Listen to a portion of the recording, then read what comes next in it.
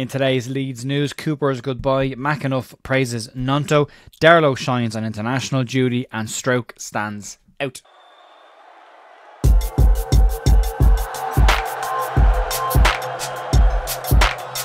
Morning folks, Jerry here, Thursday morning, the 12th of September with your Leeds United news. Hope you're having a good week so far. It's pretty thin on the ground. We're expecting a press conference later today. So if you're watching this later today, the press conference will have happened and Farke may have said lots of interesting things about lots of topics that we won't cover on this. There's a little bit of stuff on the ground. Most of it is starting to lead into what will be a very big game on Saturday as Burnley and Leeds United go head to head in their first clash of the season. So there's a lot of that to get into, opinions about players and players standing out so far in the first block of games. But we'll start in the right place to start, and this is where we park any footballing sentiment and talk about the person and the individual himself. And it's time to talk about Liam Cooper as he finally said goodbye to Leeds United yesterday after a decade at the club and 7 years as Leeds United's club captain. Cooper will sign a 2-year deal at CSKA Sofia in the next chapter of his career, and plenty of people have come out to give their praise, their well wishes and their goodbyes to Cooper. And Cooper himself has gone out of his way to talk about as many people as he could in a lengthy statement. Cooper called out his friendships with Luke Ayling, Dan James, Pat Bamford and Adam Forshaw, but took special time to mention his close friendship with Stuart Dallas. He also took time to talk about Marcelo Bielsa's impact on him, not just as a footballer, but as a human being and as a person off the park, and humility that Marcelo brought to the players and has helped them in his career. He talked about how he is not just a better footballer from working with Marcelo Bielsa, but a better person as well, which again, one of a long list of players complimenting Bielsa. But we've had to wait a little bit of time for this. The club had said that they would have a goodbye for Cooper, a proper goodbye, when he finally sorted out his future, which has now been done. Leeds did share a video yesterday, a lovely tribute to Liam Cooper, a very strong emphasis on his captaining skills within this club and what he represented with Leeds United. Leeds chairman Parag Morate also came out with a video to thank Liam Cooper, but to talk about how Liam Cooper epitomised side before self. And as Leeds fans, we can fall out with players, they can go from being the hottest thing of the month to being someone we don't want at the club anymore. But you can never deny that Liam Cooper always gave Leeds commitment, was nothing but loyal to Leeds, and was the epitome of side before self, putting the club always ahead of himself and everybody else in the team at any given time. So it's great to see this. He has attributes that absolutely epitomise what Leeds United fans want from a club.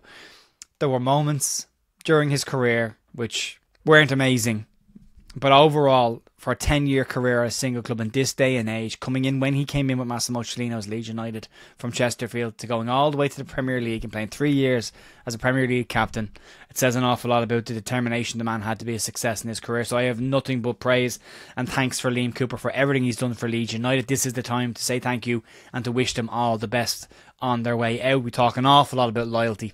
Liam Cooper has epitomised a huge amount of loyalty for Leeds United. Sat on a bench last year when he could have gone off for a paycheck in Saudi. He didn't. So there's a lot to be said about the man who gave a huge amount to Leeds United, not just on the pitch, but a lot of players who've worked with him, and younger players specifically, talk about the impact that he had off the pitch as well. So I very much look forward to seeing Liam Cooper back on an Elland Road touchline in the future, hopefully as a coach or as a manager, and that would be fantastic to see.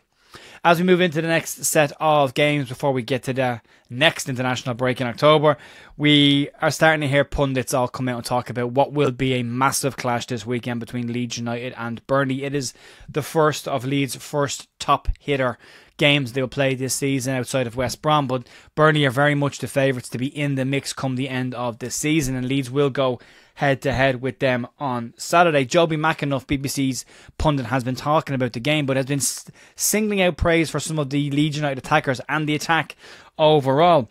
He's talked about Largi Ramzani, Willie Gnonto and Manor Solomon specifically, and the excitement that a player like Largi Ramzani will bring to the Leeds United team, but also went out of his way to talk about how a new contract signing at Elland Road might just settle Willie Gnonto down a little bit. And talking on BBC's 72 Plus podcast, McAnuff had the following to say on the Leeds United attack. Bringing Solomon in and Gnonto signing a new deal, again one of those who's been linked with clubs not just last season but over the summer as well. That might just help him settle down and be like, this is where you are now, let's get it done. They have some really good attacking players with Aronson coming in to the mix as well. The Leeds attack will be massively important for the rest of the season and definitely coming into the next block of games, which have Burnley, Sheffield United and Sunderland in that mix, and Norwich as well. So it won't be an easy block of games. So Leeds catering to that attack, and players like Ramazani will be very important, as well as Gnonto and Solomon in this.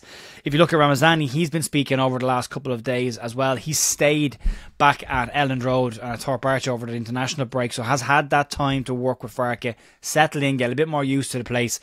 And he has talked about Matteo Joseph's goal against Hull, basically saying that when the ball went in and the atmosphere from the crowd, he got goosebumps on his arms, and that has only fueled him now to be excited about him now getting his moment where the fans cheer when he scores a goal for Leeds. So that's all very exciting, and let's just hope the football leans into these attributes of these attacking players. We've got some really young, exciting, talented players going forward, and let's hope we can see some football that really emphasises the talent and skill that they have. Moving on to the next one, and we'll talk about Karl Darlow for a bit. The international break is over now. Players are starting to come back. And I saw some mixed reports yesterday that Karl Darlow maybe didn't have as good a debut for Wales as was made out, but I've read an awful lot, and it seems to be that he did have a decent game, so I decided to go back and watch the game. And I thought he had a pretty good game, and it wasn't just me that's thought that. There's quite a few people who have been talking about Karl Darlow and a very impressive debut that he has made for Wales. Not only do I think that, and pundits think that, but Darlow has been actually named in the team of the round for the European Nations League section. Darlow, one of 3 Wales players to make that list, 2 England players, and that Alexander Arnold and Harry Kane made it from an England perspective. But it's great to see it from a Leeds perspective, a player in there. Karl Darlow's had to wait patiently for his moments at Leeds United, and really hasn't been an easy run for him. He came in on what was expected to be the first choice goalkeeper, had a pretty dodgy game against Salford. Meslier stayed. It didn't happen, and he's had to bide his time. But it was a really, really good debut for him. 1 or 2 moments just with back passes. But outside of that, he had a very, very good game and deserves his call-up. So well done to Karl Darlow on that. And hopefully this will actually help the player who isn't playing a lot of football, maybe get himself into playing at a World Cup when it rolls around. He'll be 35 years of age when that does happen, so you never know.